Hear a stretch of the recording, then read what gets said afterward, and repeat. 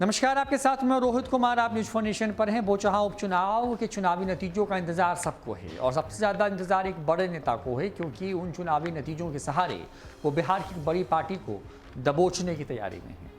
वो नेता कौन है, इसका खुलासा आगे करेंगे। बता दें कि बोचहा उपचुनाव जो है वो बेहद खास है। खास इसलिए क्योंकि इस चुनाव में कई बड़े नेता हैं जिनकी प्रतिष्ठा जो है दांव पर है। सबसे बड़ी बात यह है कि इस सीट पर जिस एक व्यक्ति की प्रतिष्ठा सबसे ज़्यादा दांव पर है वो व्यक्ति है मुकेश सहनी। अब मुकेश सहनी क्योंकि वहाँ पर अगर जीतते हैं तो वो बिहार के एक बड़े नेता के तौर पर उभर के फिर से सामने आ जाएंगे और उनकी जीत बीजेपी के मुंह पर एक करारा तमाचा होगी। तेजस्वी यादव हाल के उपचुनाव में मिली करारी हार के बाद अब जीतना चाहते हैं। इसके सहारे वो बिहार के लोगों के बीच ये मैसेज कन्वे करना चाहते हैं। शायद यही वजह है कि आखिरी वक्त में मुसाफिर पासवान के बेटे को तेजस्वी यादव ने टिकट दे दिया। ऐसे में बीजेपी जो है वहाँ पर अपनी पूरी ताकत लगा रही है। नीतीश कुमार आखिरी दिन चुनाव प्रचार के लिए भी वहाँ पहुँचे, लेकिन नीतीश कुमार का वहाँ जाना और उससे ठीक पहले मुकेश सहनी का समाज जिन्हें भगवान के तौर पे पूजता है, उनके मंदिर में पहुंचना कहीं ना कहीं एक बड़ा मैसेज दे रहा है। बड़ी बात यह है कि इस इलाके के भूमिहार वोटर भी बीजेपी से नाराज हैं और अगर ऐसा सब कुछ होता है, जिस तरह के जानकार जिस तरह की बातें कह रहे हैं, तो इसका बड़ा असर जो है वो दिख सकता है। असर कुछ ऐसा दिखेगा कि इसका जो है जो भूमिहार वोटर्स हैं वो अब क्या सच में आरजेडी की तरफ जा रहे हैं, ये भी मैसेज कन्वे करने की कोशिश होगी। इन तमाम खबरों के बीच में अब आपको लेकर के आते हैं उस बात पर कि आखिर बोचहा उपचुनाव के चुनावी नतीजे का इंतजार किस बड़े नेता को है। उस बड़े नेता का नाम है नीतीश कुमार। नीतीश कुमार चाहते हैं कि सीट पर बीजेपी की करारी हार हो और मुकेश सहनी की जीत हो जाए। अगर ऐसा होता है तो नीतीश कुमार बीजेपी से के ऊपर जो है एक तरीके से कहें कि उसकी पूरी पार्टी को दबोचने की कोशिश करेंगे। वो इसलिए क्योंकि इस बार नीतीश कुमार की हैसियत बिहार की जो पार्टी की हैसियत है बिहार के अंदर में तीसरे नंबर पर है। सबसे बड़ी पार्टी के तौर पर बीजेपी है, 2 नंबर पर जो है वो आरजेडी फिलहाल अब हो गई है और 3 नंबर पर अब नीतीश कुमार की जदयू है। 45 विधायक उनके पास हैं।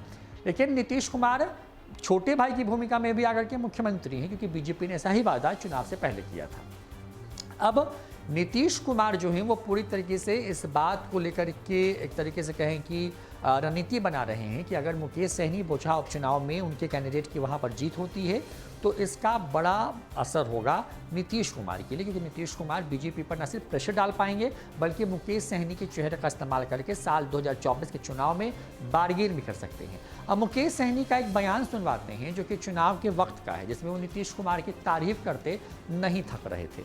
उस बयान से बहुत कुछ साफ हो जाएगा। क्या नीतीश कुमार और मुकेश सहनी के बीच में कुछ अंदर खाने से पक नहीं रहा है? पहले ये बयान सुनिए, फिर आगे की कहानी। डिसाइडिंग फैक्टर हो सकते थे, लेकिन अभी भी आपका जो प्रेम है सीएम नीतीश कुमार के प्रति वो कम हो ही नहीं रहा। ये वन साइड लव का क्या मतलब है सियासत? वन साइड कहाँ दिख रहा है? दोनों साइड है। आप लोगों को लगता रहेगा वन साइड, यहाँ दोनों साइड है। अब बताइए, बहुत ऐसे नेता जेडीयू को नहीं आए, आप भी मानते हैं ना कि नहीं आए, तो मतलब कहीं ना कहीं सॉफ्ट कॉर्नर है। ठीक है, लास्ट आवर में माननीय मुख्यमंत्री नीतीश कुमार जी आए हैं। लास्ट में वो पहले भी आ सकते थे, 4 बार आ सकते थे, लास्ट आवर में वो भी आने से पहले क्या किए, एक बड़ा मैसेज दिए। बाबा केवल महाराज जी के पास हमारे जो कुल देवता हैं समस्तीपुर, पहले वहाँ गए, वहाँ पे पूजा किए, अर्चना किए, वहाँ पे एक भवन का भी निर्माण कराएं जो हमने विजय चौधरी जी को कहा था कि वहाँ पे विकास का काम करना है और थोड़ा ये कुछ करा देना है, तो उन्होंने करा दिया।